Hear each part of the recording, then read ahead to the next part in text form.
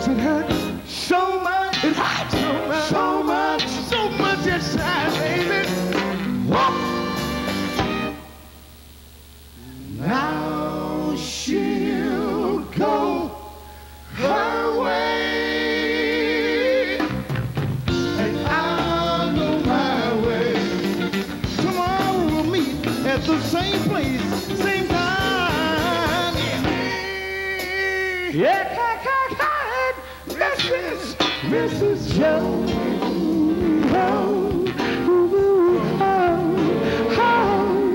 And you too. Now me and my girl, we got a thing going. We got to meet at the same place, the same time. So don't be late. Same time. We're gonna talk it over. Talk it over. Talk it over. Talk it over, baby. We're gonna talk it over. Talk about it. Talk it over. Girl, we need to talk it over, baby.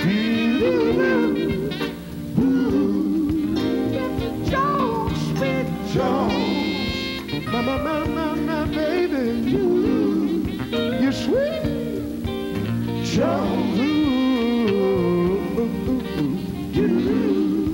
Mrs.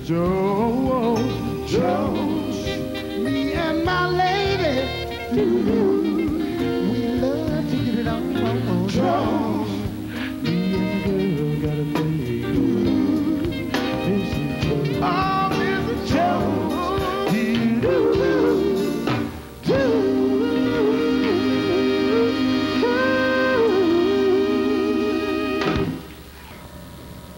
Hello. Hello. How you doing? Hi, we're Side Effect. And for an everlasting effect, we watch Soul School. That's right. In the morning, in the evening, and the afternoon. Even at supper time. Yeah. That's right. That's right. Hey everybody, welcome back to a very special edition of Soul School with Brother Wenzell and your man over here. I got some questions about what it was like to actually come up in Detroit and also just about the sound itself. Which one of you cats want to go first? Because like I said, being a West Coast boy, Detroit and Chicago were the two places I was most fascinated with, man. On Detroit style. Well, for me, by coming from Detroit, naturally, we were very much influenced by the Motown sound. So, like, for instance, we were just talking about, like, the Dramatics had a unique sound even before I got in the group. With me, it was like, I think that when I came to the group, I added something to the group that they didn't have before in the original group. Not that the original group wasn't a fabulous group, but I took a little bit from all the entertainers I was raised around, and you know, every channel you turn to on the radio. It was Four Tops, Temptations, Gladys Knight, Smokey Robinson, and Miracles. So personally, I took a little piece from everybody and added myself to it, and I think that's where I originally got my style of singing vocals, you know, from listening to a whole lot of other people. Now I got another question before we get to my man Wenzell over here.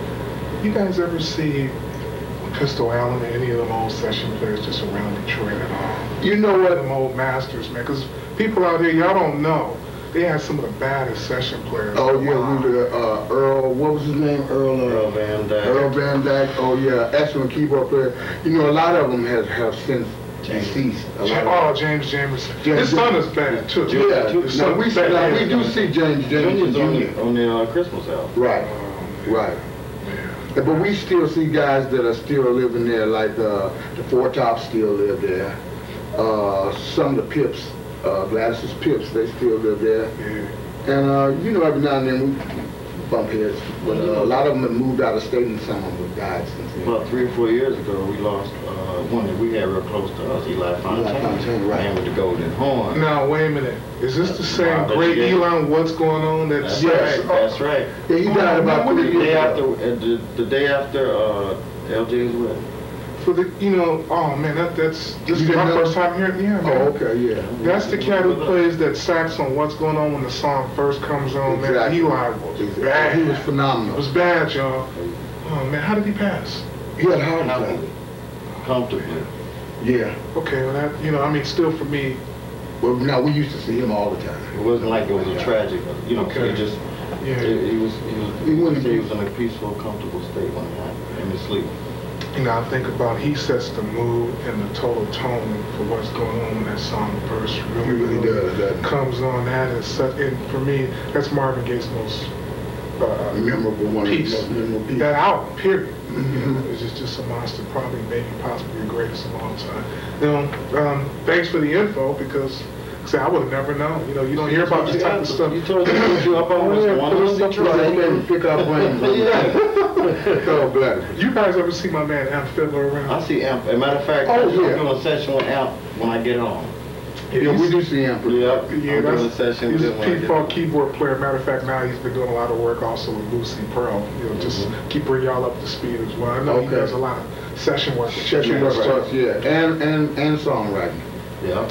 And songwriting. He's on the Christmas album too. He's on the one we're working on now, the 30th album. He's playing on there too. Exactly. I'm doing a session with him when I get home on some stuff we're working on.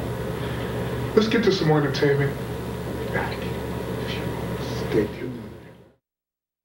Weather report. What's the weather report? Report.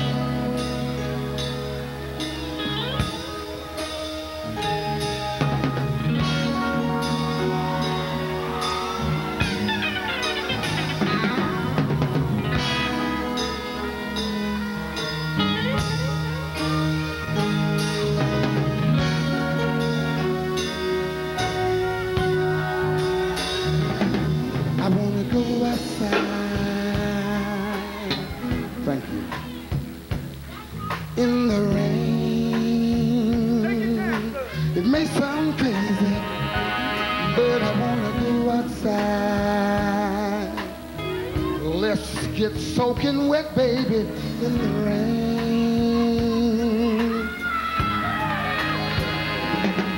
'Cause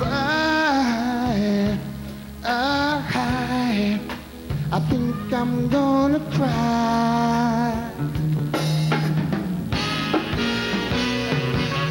And ladies, I don't want you to see me cry. Girl, that's why I wanna go outside. Yeah, right, you're the right. It may sound crazy, but I wanna go outside and tell the world about you, baby.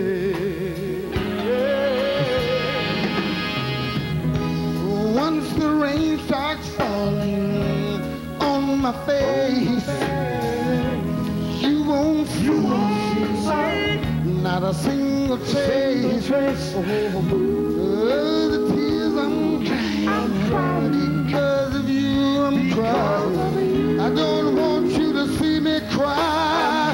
Let me go. Let me go. Let me go. Go. Let me go. You're the right. I wanna go outside. I wanna go outside. You're the right girl.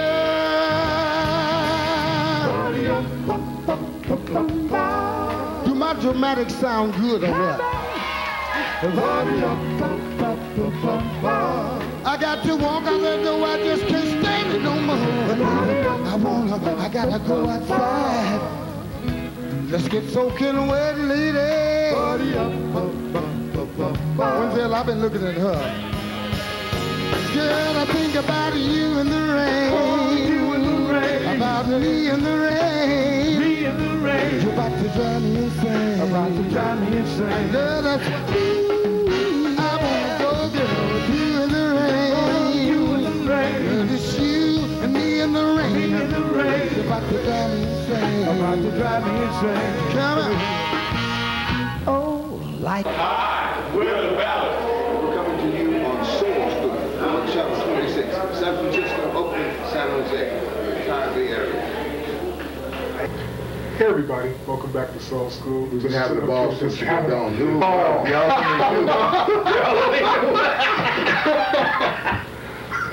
You know, Yes. man, we'd have to change the rating. No. Yeah, definitely. We're getting raw up in there. Who's your favorite group of all time coming up? Just as Of all time group. or one of your most favorite groups who really helped influence what you were I mean, I'm not saying this because I'm here, but the Temptations were the group that really got me really thinking or even looking at a group, a stand-up act. And when the Temptations were out, it was like a lot of groups came around, and a lot of groups came out, and then the Dramatics came. And it was like, okay, here's the second coming here. There's a whole lot of groups in between there, but the definite main move didn't happen till then. I saw them in 1977, and I said, God, that's what I want to sing with. And look up and look where I'm at. Well, I'm a little older than he is. I think I first started seeing them in like 65 or 66. And I tell you, the Temptations and the Tops. Is that when they were doing like Don't Look Back and that's when they were doing all of that? And I'm telling you, they made a lot of people sing. They made a lot of people want their career to be sing. Cause I mean, they were phenomenal. And I don't think there's a black group that can say that they haven't taken something from the Temptations. Wow, that's right. I know I did. And I thank them very much to this day. That's right. Man, you guys ever get a chance to see Otis around at all on the road? Oh yeah. Matter of fact, we just worked with them. Where were we Wenzell? A couple of months ago. Yeah, but we Milwaukee. It was in Milwaukee, but we do see them quite often. Now, there was a rumor put out there, and you guys are legitimate, so I want to hear from you guys, and you guys can actually put my mind at ease. I heard most of the cats who are with Otis now are from another local, well, they weren't a local Detroit group, they were signed to Electric Records called Five Special. Are those the same cats who were singing with you? them? That was never true. Okay, now let me clear that part up. Okay, please. The guys that were from Five Special, Dennis Edwards, former Temptation, has his own show. He had 4 members of Five Special with him in his show, and they were working a Temptation act. Oh, okay. Okay. It's but never with Otis. No. Now, as it stands right now, there's only one member of Five Specials singing. That's Mike Patello. The bass singer. Right. I remember them. And Steve Boyd, the other member, is with George Clinton. Right. Well, yeah, Steve's been with Pete Funk also. For a while. Sure. Yeah. He really flipped the script when he left that. Oh, yeah. He got a chance to get loose. Yeah, he did. You know, a lot of people see it, and being in a group, and that's a deep thing that we're talking about it too, because it's really a subject.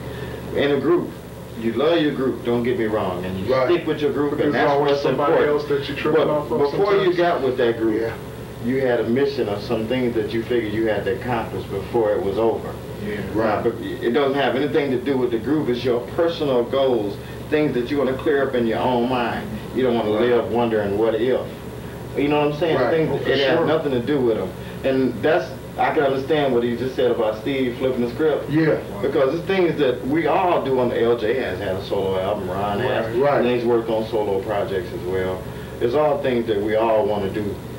Your own personal goals, right.